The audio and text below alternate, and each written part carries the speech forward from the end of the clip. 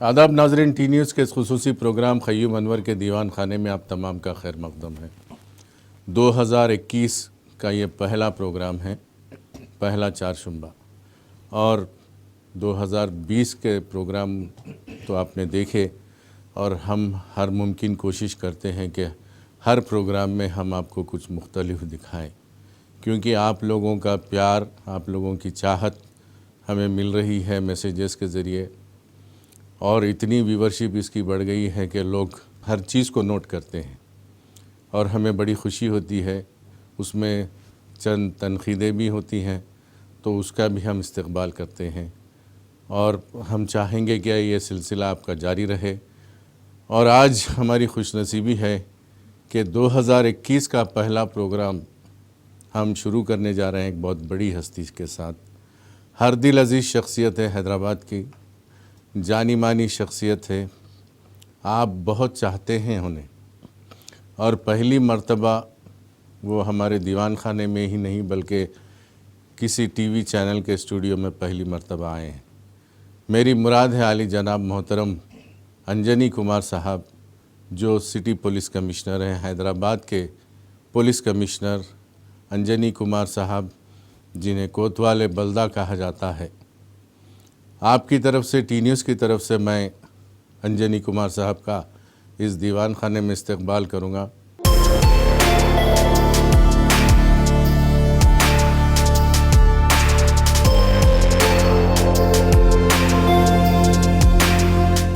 तो आपका खैर मकदम है सीपी साहब हमारे प्रोग्राम में, दीवान खाने में। हम बहुत इसरार था हमारे लोगों का कि सीपी साहब को बुलाइए दीवान खाने में, तो आपने उनकी ख्वाहिश पूरी कर दी।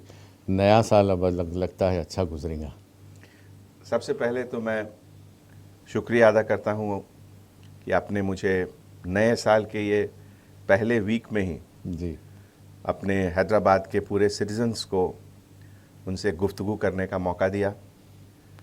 नया साल हर इस बार बिल्कुल अलग है, क्योंकि पिछले साल 2020 में जो हम सब मिलकर जो चैलेंजेस फेस किए, कोरोना का चैलेंज, उसके बाद फ्लड का चैलेंज, तो इस तरह की बातें शायद 100 साल में एक बार आती हैं। जी और उसके बाद एक नया साल अब शुरू हुआ है, तो सभी तमाम लोगों को मैं ग्रीट करता हूं और मैं उम्मीद करता हूं कि नया साल ज़रूर अच्छा रहेगा।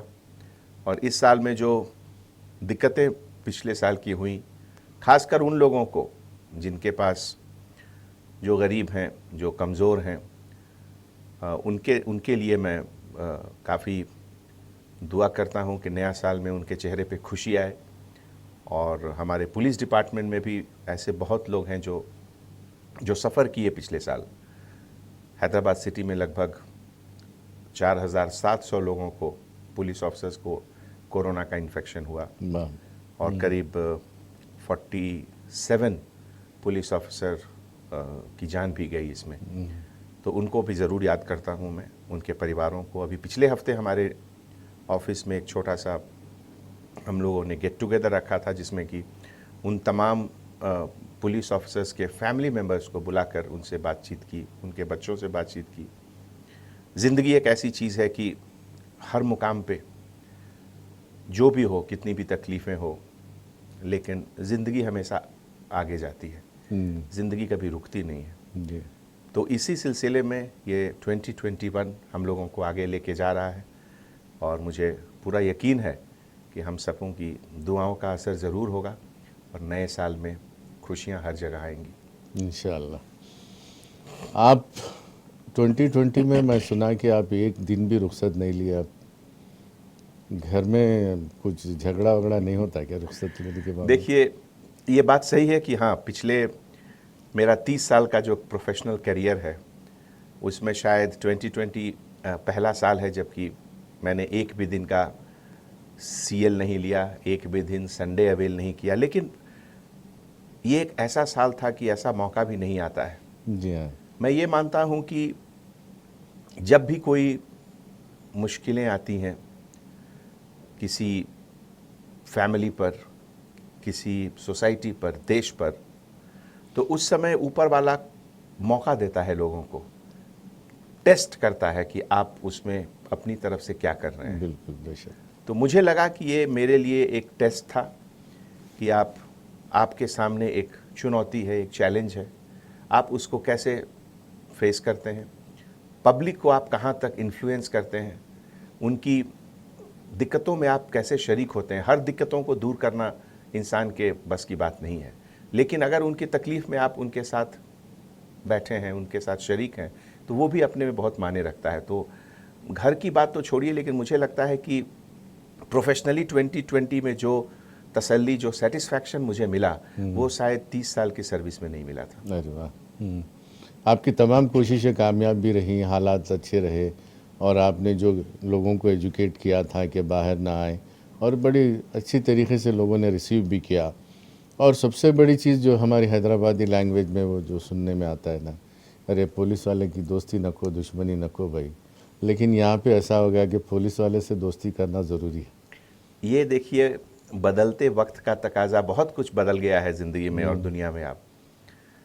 मैं आपको एक छोटी सी बात बताता हूँ कि जब हम लोग छोटे थे तो हम लोगों को डराया जाता था कि आप दूध पी लो, नहीं तो पुलिस आ जाएगी, पकड़ लेगी पुलिस आपको। वहाँ से अभी माहौल ये है कि अब स्कूल जाते हुए जो बच्चे हैं वो अपने पेरेंट्स को बताते हैं कि डैडी अगर आप हेलमेट नहीं पहनोगे तो मैं पुलिस को बता दूंगा। तो देखिए, नए जनरेशन जो आ रहे हैं आगे, जिनके कंधे पर हमारे देश का फ्यूचर है, जो हमारे कल के लीडर्स हैं हर फील्ड में, चाहे वो मेडिकल हो, इंजीनियरिंग हो, पॉलिटिक्स हो, जिसमें हो, नए बच्चे के अंदर जो एक इमेज है पुलिस का, वो बहुत पॉजिटिव है, बहुत सही है। और हमारे लिए इससे बड़ा, और हमारे डिपार्टमेंट के लिए इससे बड़ा कोई टॉनिक नहीं हो सकता है जी। नए जनरेशन का भरोसा। अगर मैं ये कहूँ कि आप तेलंगाना बनने के बाद के सबसे मशहूर तरीन पुलिस ऑफिसर हैं, तो आप एक्सेप्ट करेंगे? नहीं, हम लोग जो भी करते हैं ये नहीं, हमारी टीम का मशहूर काम है। इसलिए है कि आज ये ज़माना आ गया है कि लोग आपके साथ सेल्फी लेते हैं। अब क्योंकि सेल्फी, पहले पुलिस वाले को देख के भाग जाते थे, अब फ्रेंडली पुलिसिंग इतनी अच्छी दिख रही है लोगों को कि लोग आपके साथ फ़ोटो उतारना चाहते हैं, सेल्फी लेना चाहते हैं, आपसे हाथ मिलाना चाहते हैं। देखिए, पुलिस डिपार्टमेंट, एक मैं हमेशा जिक्र करता हूँ कि एक इंग्लैंड में बहुत फेमस प्राइम मिनिस्टर हुआ करते थे, सर रॉबर्ट पील। रॉबर्ट पील ने पुलिसिंग के बारे में बहुत लिखा, बहुत रिसर्च किया, बहुत स्पीचेस दी उन्होंने। सबको अगर कंपाइल किया जाए तो करीब 5000 पेज का उनका है, लेकिन उनका पूरा लिटरेचर का जो एक समरी है, वो एक लाइन में कहा जा सकता है, every policeman is a citizen first yes. And every citizen is a policeman first. हम कहाँ से आते हैं? हम सोसाइटी से आते हैं, वही सोसाइटी जहाँ हमें फिर दोबारा भी जाना है। तो हम यूनिफॉर्म पहन के पुलिस ऑफिसर बने, आज भी यूनिफॉर्म के अंदर हमारा सिटीजन पहले अंदर है। और उसी तरीके से हर फैमिली में बचपन से ही अगर आप देखिए, मदर अपने बच्चों को सिखाती है डूज एंड डोंट्स, ये करो, ये नहीं करो, ये करो, ये नहीं करो। ये क्या है? ये पुलिसिंग है। हाँ, ये पुलिसिंग है। तो हर सिटीजन पहले एक पुलिसमैन है, उसके बाद वो सिटीजन है। तो इसीलिए जो आज कल जो एक, अगर हमारे साथ लोग सेल्फी ले रहे हैं, हमारे डिपार्टमेंट से लोग बात कर रहे हैं, तो ये फीलिंग उनके अंदर है कि पुलिस और सोसाइटी में कोई फ़र्क नहीं है, कोई गैप नहीं है, हम लोग एक हैं, और हमारा ड्रीम्स, हमारे एस्पिरेशंस, हमारे ख्वाब सब सेम है। कभी कभी गाना गाना दिल बोलता है आपका। आप किशोर कुमार के फ़ैन हैं, सुना। किशोर कुमार के फ़ैन तो हम क्या, सारा दुनिया है। मैं गाता तो नहीं हूँ, लेकिन गाना कभी कभी सुनता ज़रूर हूँ। अच्छा। ख़ास करके कभी थोड़ा अगर स्ट्रेस बढ़ जाता है, कि परेशानियाँ बढ़ जाती हैं तो किशोर कुमार के गानों को सुन के कुछ अच्छा सुकून मिलता है, अच्छा लगता है। किशोर कुमार में ये बहुत बड़ी खासियत थी। कभी मिलने का मौका मिला आपको? ये मुझे अफसोस शायद ज़िंदगी भर रहेगा। मुझे याद है, मैं उस समय दिल्ली यूनिवर्सिटी में पढ़ता था, एमए फाइनल में, और हमारी यूनियन पब्लिक सर्विस कमीशन जो एग्ज़ामिनेशन होती है, जिसके तहत लोग आईएएस आईपीएस का एग्ज़ाम लिखते हैं, तो उसमें एक फ़ेज़ आता है मेंस, और फिर उसके बाद होता है इंटरव्यू। दोनों के बीच करीब 4-5 महीने का गैप रहता है। इस 5 महीने के गैप में दिल्ली में, मैं दिल्ली यूनिवर्सिटी में पढ़ता था। दिल्ली यूनिवर्सिटी में एक बहुत बड़ा स्टेडियम है, इंद्रप्रस्थ स्टेडियम। तो उस इंद्रप्रस्थ स्टेडियम में किशोर कुमार का लाइव प्रोग्राम था और मुझे याद है कि हमारे हॉस्टल से सभी लोग गए थे देखने, केवल मैं एकमात्र ऐसा था जो कि नहीं जा सका। और कोई वजह नहीं जाने की? मैं तैयारी कर रहा था यूपीएससी का, अच्छा। इंटरव्यू का, इसीलिए तो दिमाग में उस समय हमारा ये सब चीज़ था। और कोइंसिडेंस कहिए, उसके 4 महीने बाद किशोर कुमार साहब को हार्ट अटैक हुआ और वो गुजर गए। तो ये अफसोस मुझे हमेशा रहा कि किशोर कुमार का लाइव प्रोग्राम मैं कभी नहीं देख सका। जी, आपका ताल्लुक बिहार गया से है, जहाँ से गौतम बुद्ध का ताल्लुक है। कैसा महसूस होता है कि आपने बिहार से दिल्ली, दिल्ली से हैदराबाद, हैदराबाद से आंध्रा, फिर तेलंगाना, बहुत लंबा सफ़र तय किया आपने? देखिए, एक इंसान की जो पर्सनालिटी होती है, जो उसका कंप्लीट सेल्फ होता है, उसमें बचपन का, चाइल्डहुड का बहुत बड़ा असर है, बहुत बड़ा असर रहता है। आपकी अपब्रिंगिंग छोटे से उम्र में स्कूल के पहले कैसी हुई, स्कूल आपको कैसा मिला, स्कूल में माहौल कैसा था।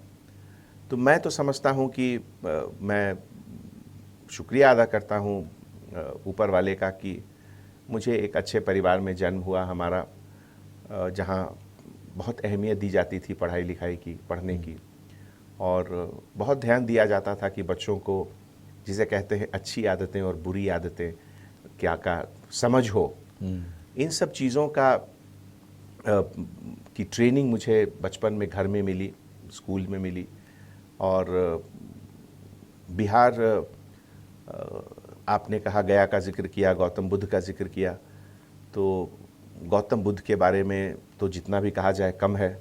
उनकी जो टीचिंग्स हैं, उनके जो फ़िलॉसफ़ी हैं, उनके जो बताए हुए रास्ते हैं, मुझे लगता है कि आज भी उसकी अहमियत बहुत ज़्यादा है। जैसे कि 2 चीज़ मैं उस पर ज़िक्र करना चाहूँगा।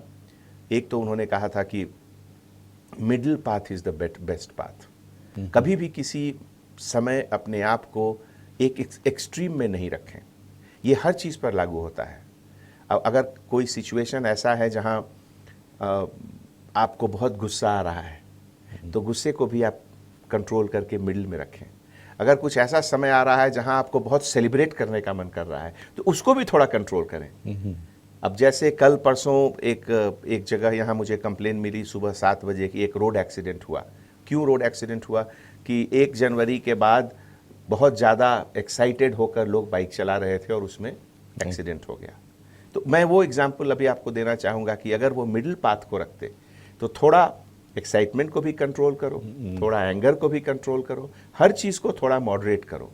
ये गौतम बुद्ध की टीचिंग है। 31 दिसंबर को तो आप लोगों ने बाहर निकलने नहीं दिया किसी को? नहीं, निकलने नहीं दिया, ये कोई बहुत खुशी की बात नहीं है। लेकिन अभी कोरोना वबा तो अभी ख़त्म नहीं हुआ है, अभी चल रहा है। अभी अब 10-15 दिन में वैक्सीन शुरू होगा, उसके बाद मैं उम्मीद करता हूँ कि सब कुछ ठीक रहेगा।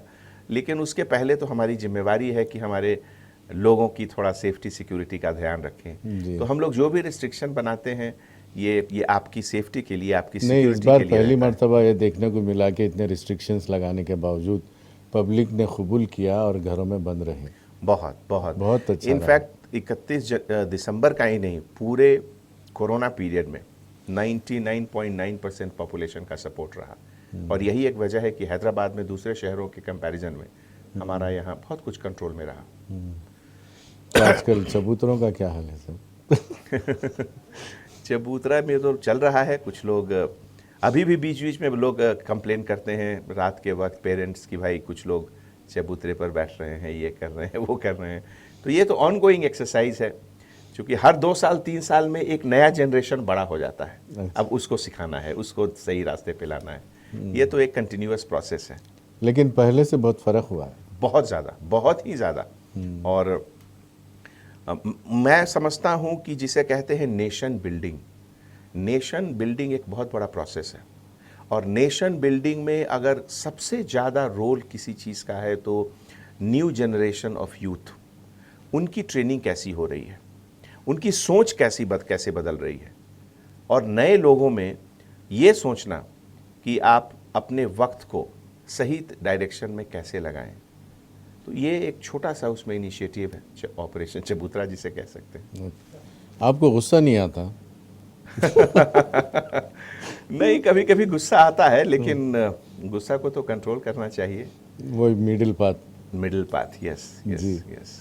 तो अक्सर लोग बोलते हैं अंजनी कुमार साहब जब देखो फ्रेश दिखते हैं, हशाश बशाश, देखने में तो माशाल्लाह हैंडसम है। नहीं नहीं, ऐसी बात नहीं है। देखिए, हाइट भी बहुत अच्छी जो है। जो जो जो अंदर जो होता है वो बाहर नहीं दिखता है। तो उसमें जो है वजह क्या है, कैसा आप कंट्रोल करते हैं, या ये गौतम बुद्ध की बात को फॉलो करते हैं, या और कोई राज है खास? नहीं, राज नहीं है ये। देखिए, एक ऐसी चीज़ है कि एनर्जी एक ऐसी चीज़ है, वो आपके अपने हाथ में है कि आप उसको किस डायरेक्शन में ले जा सकते हैं। अगर आप गुस्सा को अपने ऊपर हावी होने देंगे तो आपका एनर्जी बहुत वेस्ट होगा, और अगर उसको चेक करके उसको सही डायरेक्शन दीजिए। जैसे पहले मैं हर चीज़ को एक पॉजिटिव तरीके से लिया जा सकता है। कॉलेज में किसी चीज़ के लिए अगर मुझे मैं अपसेट होता था या गुस्सा आता था, तो उस दिन मैं 2 घंटा ज़्यादा पढ़ता था। वाह। आज की तारीख में भी यही है कि अगर किसी कारणवश कुछ लग रहा है परेशानी, तो ऑफिस में 2 घंटा एक्स्ट्रा बैठ लो और काम कर लो। लेकिन वो 2 घंटा जो आप एक्स्ट्रा बैठते हैं उसमें भी बहुत अच्छे मूड में रहते हैं और कलीग्स के साथ बहुत हंसते मुस्कुराते बात करते हैं। कभी भी आपने किसी कलीग पे डोमिनेट करने नहीं चाहा? हमारे डिपार्टमेंट में बहुत अहमियत है टीम वर्क की। हैदराबाद में जो हमारे 12,000 से ज़्यादा पुलिस ऑफिसर हैं, फ्रॉम पीसी टू सीपी, ये जो हम सोचते हैं अगर वही सोच हमारे कांस्टेबल ऑफिसर में है, तभी हमारी गाड़ी आगे चलेगी। और इसके लिए हम लोग को साथ चलना होगा। इसके लिए उनकी फीलिंग, उनकी सेंटिमेंट्स, उनके इमोशंस और हमारे फीलिंग्स, हमारे इमोशंस, दोनों में एक सिनर्जी रहना चाहिए। अब रात से देखिए आपका प्रोग्राम है, बल्कि हम थोड़ा आपके बारे में आप पे ट्रैक लगा के थे। तो रात से यानी कि कल से आज तक आप 1 मिनट भी नहीं सोए, रात भर नहीं सोए आप? ऐसा मौका कभी कभी आता है पुलिसिंग में, लेकिन ऐसा नहीं लग रहा है कि आप रात भर के जगे हुए नहीं हैं। नहीं, हमारा थोड़ा सर भारी लग रहा है अभी। ये देखिए, पुलिस डिपार्टमेंट में कभी कभी सेंसेशनल केसेस होते हैं। कल रात में एक सेंसेशनल किडनैपिंग का केस हुआ, और उसको डिटेक्ट करने के लिए हम लोग बहुत सी टीम बनाए, जो एक तरीका होता है काम करने का। तो ये सब करते करते सब उन लोगों को ट्रेस करना, उनको वापस लाना, ये सब होते होते ऑलमोस्ट सुबह 5 बज गया। मगर आपने इतना जल्दी हल कर दिया, सुबह होने से पहले हल हो गया केस? ज़रूरी था, बिकॉज हमारे तेलंगाना स्टेट में बाहर वाले घुस गए थे। उससे ज़्यादा हमारे तेलंगाना स्टेट में ये हमारा एक कमिटमेंट है। जब 2014 में, मुझे याद है 2 जून को, हमारे सीएम साहब का जो स्टेटमेंट था परेड ग्राउंड सिकंदराबाद में, पहला स्टेटमेंट, पहला भाषण एज चीफ मिनिस्टर, उन्होंने जिक्र किया था कि जो उनका सपना था वो पूरा हुआ, और उनके सपनों का तेलंगाना कैसा हो। उसमें पहली बात उन्होंने कही थी कि ऐसा जहां लॉ एंड ऑर्डर और क्राइम के बारे में लोग बिल्कुल निश्चिंत रहें। वो हमारे लिए एक बहुत बड़ा मोटिवेटिंग चीज़ है। हम लोग किसी भी हाल में जो पहले होता था वो नहीं होने देंगे, चाहे वो कैसा भी क्राइम हो, कहीं के भी लोग हों, बाहर के हों, अंदर के हों। 24 आवर्स के अंदर डिटेक्ट करना है और उनको कोर्ट के सामने प्रोड्यूस करना है। नहीं, जब से आप हैं, जब से तो कर्फ्यू सिर्फ कोरोना का लगा है, लाइन ऑर्डर का नहीं लगा। इंशाअल्लाह, बहुत अच्छी बात है ये। मैं चाहता हूं कि हैदराबाद में कर्फ्यू पास की ज़रूरत नहीं है, यहाँ पे टी पास की ज़रूरत है। T pass. तो हमारे जैसे केटीआर साहब, मिनिस्टर साहब ने जो कहा कि यहाँ किसी ज़माने में कर्फ्यू पास लोग देते थे, अब तो यहाँ टी पास की हुकूमत चलती है। तो हैदराबाद और तेलंगाना अभी प्रेजेंट में जो जिस रफ्तार से हम लोग आगे जा रहे हैं, हम लोग बहुत जल्दी ही बहुत फील्ड में इंडिया में नंबर 1 रहेंगे इंशाअल्लाह। गंगा जमनी तहज़ीब की बात हमेशा केसीआर साहब करते रहते हैं, और गंगा जमनी तहज़ीब की बात आती है तो लोग आपको याद करते हैं, क्योंकि आपकी फसी उर्दू और आपकी शेर शायरी। शेर से तो ज़्यादा इम्पोर्टेंट मैं ये कहना चाहूँगा कि हैदराबाद को मैं समझता हूँ कि ये बहुत बड़ा एक बाग है, एक बगीचा है, एक गार्डन है। और किसी भी बाग की खूबसूरती किस में है? अगर किसी बाग में केवल गुलाब है, उसे खूबसूरत नहीं कहा जाएगा। बाग की खूबसूरती है जब उसमें हर तरह के फूल हैं, हर तरह की खुशबू आ रही है, हर तरह के रंग आ रहे हैं। तो आज ही नहीं, पिछले 500 साल 700 साल से हैदराबाद जब बसा और डेवलप हुआ, हिंदुस्तान ही नहीं दुनिया के तमाम सभी जगह के लोग यहाँ आए और हैदराबाद ने उनको अडॉप्ट किया और उन्होंने हैदराबाद को अडॉप्ट किया। तो हमारी खूबसूरती यही है कि हम बहुत कलरफुल हैं, बहुत खुशबूदार हैं। उस बाग को माली भी वैसा चाहिए ना? बिल्कुल चाहिए, बिल्कुल चाहिए। और अभी जो माहौल है उसमें हमारे इतना अच्छा माहौल शायद कभी नहीं रहा है जो अभी प्रेजेंट सेटअप में तेलंगाना स्टेट में है। केसीआर साहब से अच्छा माली कौन हुआ? बिल्कुल बिल्कुल, एब्सोल्युटली। 6 साल पहले ऐसा क्यों नहीं होता था? 6 साल पहले ऐसा क्यों नहीं होता था? अगर वो होता तो फिर इसकी ज़रूरत नहीं पड़ती। तो ऊपर वाले चाहते थे कि ऐसा समय आए, इसीलिए उस समय नहीं होता था। देखिए, इसमें सीरियसली अगर कहा जाए तो डेमोक्रेसी में vision of the leader is the most important thing. Yes, everything comes out of vision. अगर विजन सही है हमारे लीडर का, उनका एक्शन प्लान इंप्लीमेंट हम लोग करेंगे, हम लोग उनके हाथ पैर हैं, विजन उनका है। मैं 2 चीज़ का आपको एग्जाम्पल देना चाहूँगा। आपने कहा पहले क्यों नहीं होता था। पहले के किसी चीफ मिनिस्टर को किसी ने मना तो नहीं किया कि आप पुलिस का मॉडर्नाइजेशन मत करो, ये तो उनकी अपनी चॉइस थी। लेकिन केसीआर साहब ने, जिस समय हिंदुस्तान में लोग सोच भी नहीं रहे थे कि पेट्रोलिंग व्हीकल को कैसे मॉडर्नाइज किया जाए, एक ऑर्डर से उन्होंने 3000 गाड़ियां तेलंगाना पुलिस को दी। ये उनका विजन था, ये उनकी समझ थी। और उसके बाद जब टेक्निकल मॉडर्नाइजेशन का बात हुआ, पुलिस स्टेशन में पहले लोगों के पास फोटो स्टैट कराने के लिए 10 रुपये नहीं होते थे एसएचओ के पास, मुलजिमों से कराते थे, उनसे कराते थे। केसीआर साहब ने पूरे तेलंगाना स्टेट के हर पुलिस स्टेशन को ए, बी और सी कैटेगरी में डिवाइड किया। 75,000, 50,000, 25,000 हर महीना दिया। ये हिंदुस्तान में नहीं, वर्ल्ड में कहीं नहीं हुआ पहले।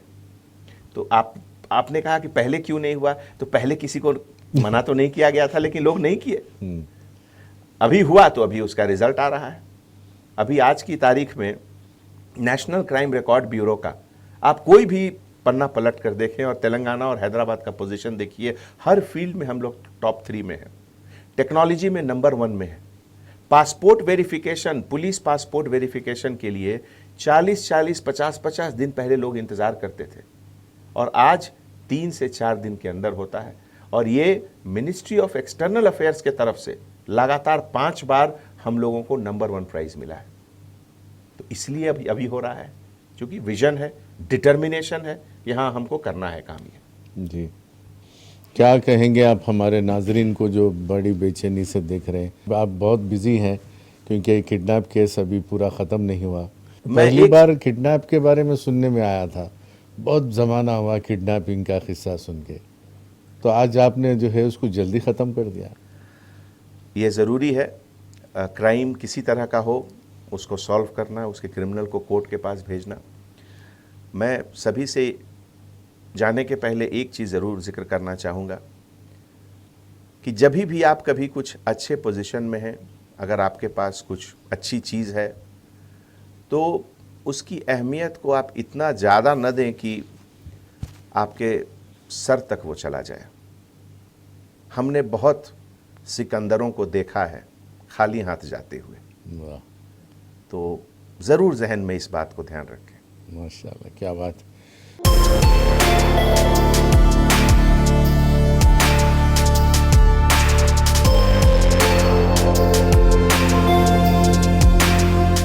तो नाज़रीन, देखा आपने कितनी अच्छी बातें हमारे अंजनी कुमार साहब करते हैं और वक्त इजाज़त नहीं देता क्योंकि बहुत टाइट शेड्यूल में आए हैं, इसलिए आपको जाना ज़रूरी है। बहरहाल आपकी तरफ से, टी न्यूज़ की तरफ से मैं उनका शुक्रिया अदा करते हुए सिर्फ ये कहूँगा, अंजनी कुमार साहब के लिए एक शेर अर्ज़ करूँगा, मैं अपनी फ़न की बुलंदियों से काम ले लूँगा, कोई मुझे मुकाम दे ना दे, मैं अपना मुकाम बना लूँगा। और वाकई उन्होंने अपना मुकाम बनाया है और हमारी और आपकी नेक तमन्नाएँ उनके साथ हैं और हम चाहेंगे अंजनी कुमार दिन ब दिन तरक्की करें और अच्छा नाम कमाए तेलंगाना के लिए और हम सब की दुआ आपके साथ है। बहुत बहुत शुक्रिया। तो देखते रहिए टी न्यूज़। दीजिए इजाज़त क़य्यूम अनवर को। खुदा हाफिज़।